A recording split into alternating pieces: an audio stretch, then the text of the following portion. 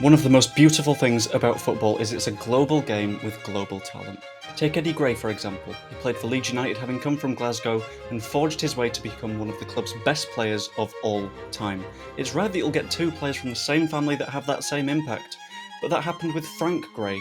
Eddie's brother Frank didn't just play at Leeds but went on to make his name at a bunch of clubs including Nottingham Forest, scoring this goal against Leeds United. Frank's son Andy even made it 3 in the family, all scoring brilliant goals in professional football. And now the family is reaching a staggering number 4, next in line to the Gray throne, Archie.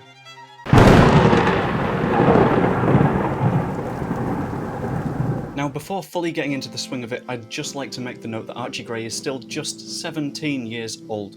He is not the finished product, he won't be for a good while, so the more we hype him up and the more we assume he's going to immediately perform, the more disappointed we're likely to be. Let's just, from the beginning, set that foundation. Now, as with any footballer, you can't properly get into the player they're going to be or the player they are now without talking about the player that they have been so far.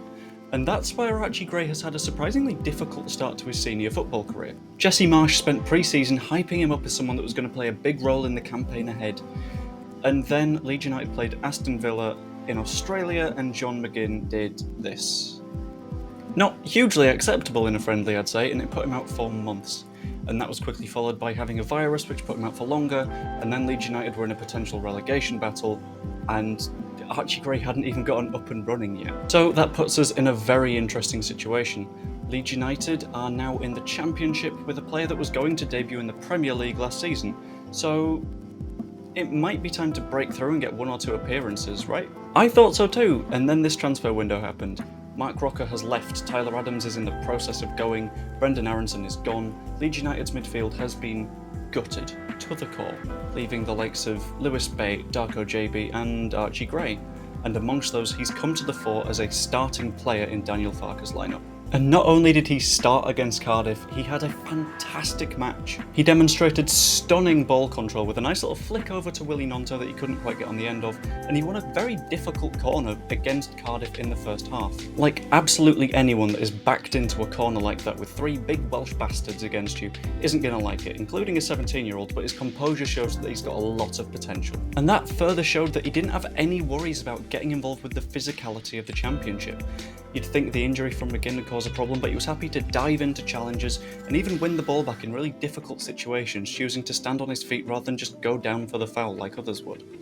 And that's not even considering his dribbling. His ball control is absolutely impeccable, and he always seems to be aware of where the defender is and how he can get out of that situation. He lost the ball a few times, but that's going to happen when you're 17-year-old. It's going to happen to anyone, and the fact he was able to recover from that really effectively shows that he's got a massive season ahead. Oh, and absolutely no way in good conscience could I show you a bunch of Archie Gray highlights without showing you this. It's just filth. It's so good.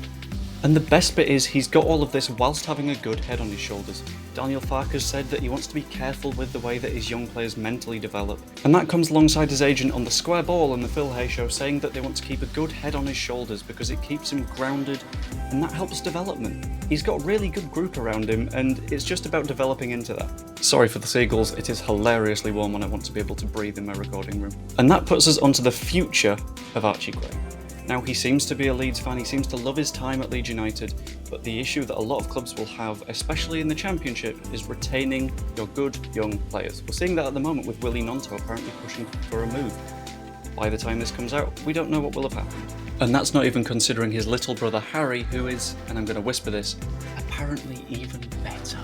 It's just easy to see that if Archie Gray has a really good season, Leeds United's best hope of holding on to the talent that Marcelo Bielsa saw in the academy is to get promoted. After all, he's a player that the club can build around and build with, but there's a reason I keep losing him to Man City and Football Manager.